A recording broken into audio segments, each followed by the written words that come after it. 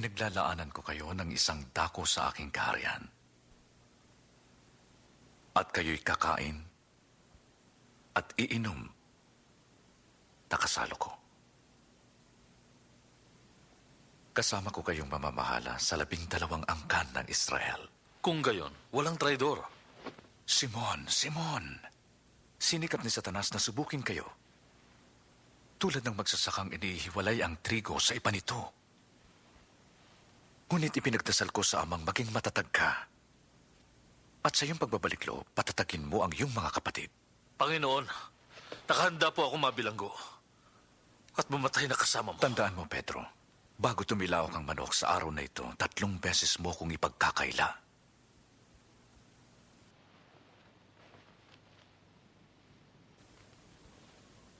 Nagpulong ang mga pinunong pare upang ipapatay si Jesus. At pumasok si Satanas kay Judas Iscariote, na isa sa 12 alagad.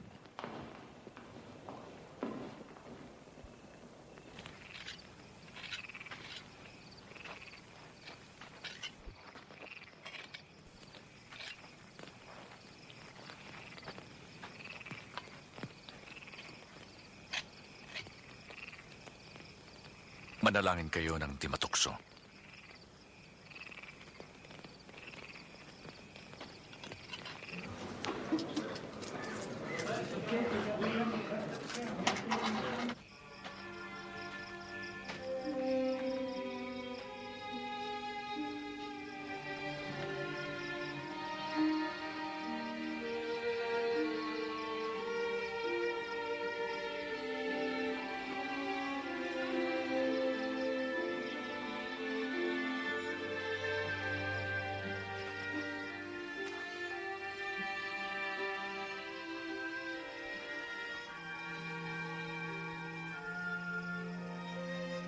Ama, kung maaari, ilayo mo sa akin ang sarong ito. Gayon may, di ang nais ko kundi ang kalooban mo ang mangyari.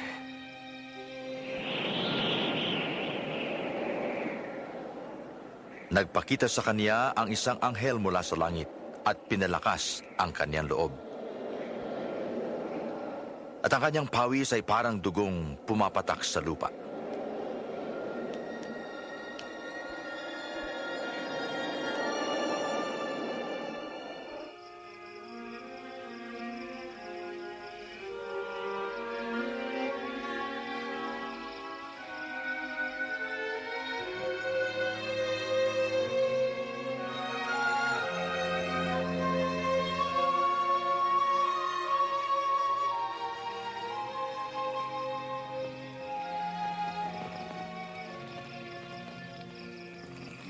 Bakit kayo natutulog?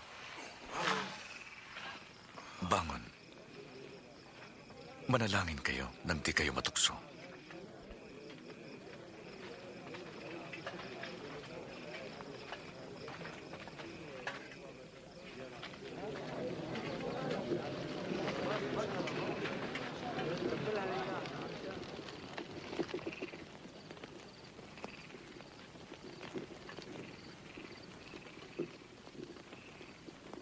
Judas.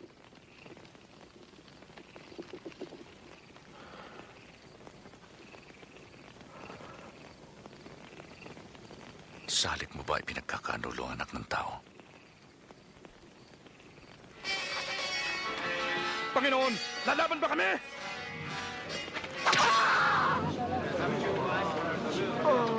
Dakpin siya!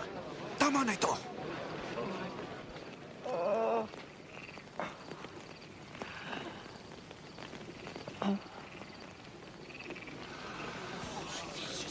Himala. Ako ba'y tulisan at naparito kayo may mga tapak at pamalo? Ako'y kasama niyo araw-araw sa templo pero di niyo ako dinakip. Ngunit oras niyo ito habang ang kadiliman ang naghahari.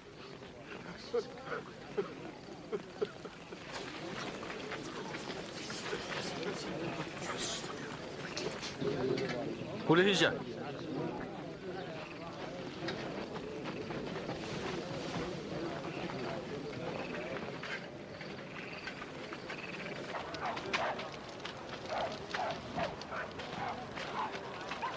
Bantayan siya.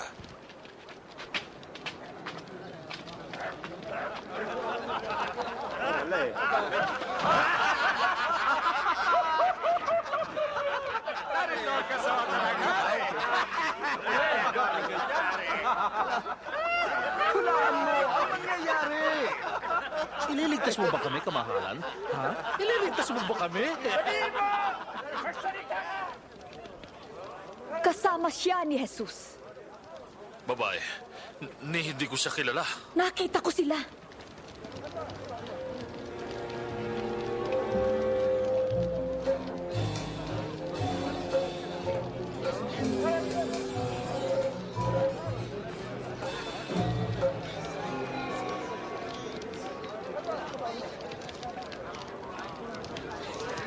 Ang abanyong lingkod!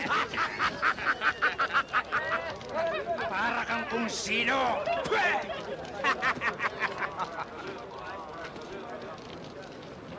Isa ka rin sa kanila. Nagkakamali ka.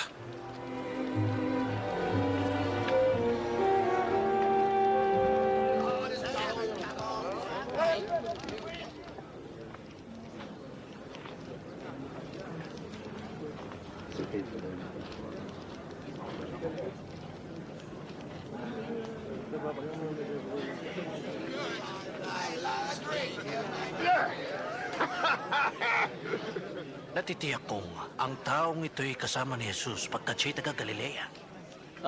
Lumayo ka. Hindi ko alam ang sinasabi mo.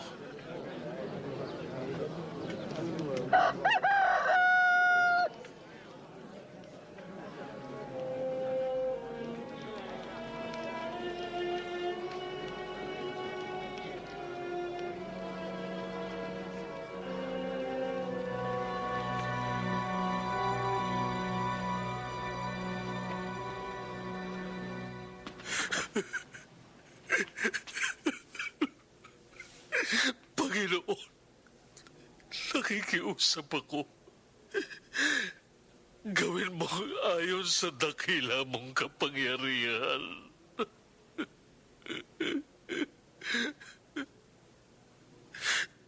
Pinatawad mo ang aming mga ama nang sila'y sumaway sa iyong mga salita.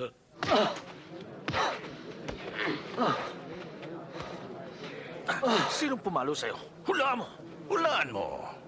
Ang papalo pa sa'yo! Tigil! Ihinto niyo yan! Dalhin niyo siya sa mga pinuno. Kilos!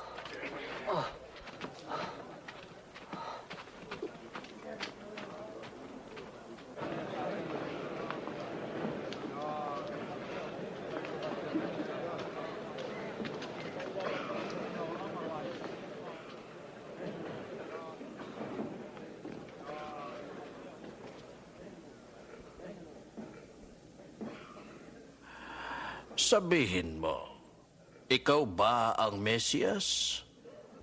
Sabihin ko man, di kayo maniniwala. At kung magtanong naman ako'y, di niyo ako sasagutin.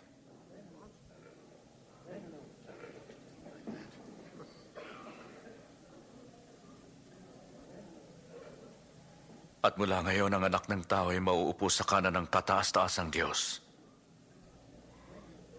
Ikaw ba ang anak ng Diyos? Sinabi mo nga ako nga.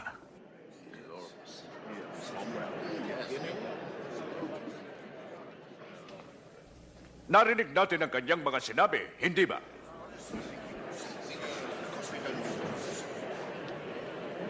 Dadalhin namin siya kay Pilato.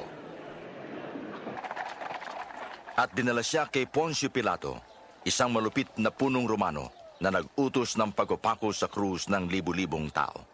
Anong kailangan ninyo sa ganitong oras ng umaga? Nahuli po namin siya, nililindang ang mga tao. Nanggulo po siya sa palengke sa templo. Ano ang magiging hatol sa kanya? Parusahan siya. Wala akong nakikitang dahilan para hatulan ang taong ito. Nagkasala siya. Sabi niya huwag magbayad ng buwis kay Cesar. Nagpapanggap siyang Mesyas. Isang hari.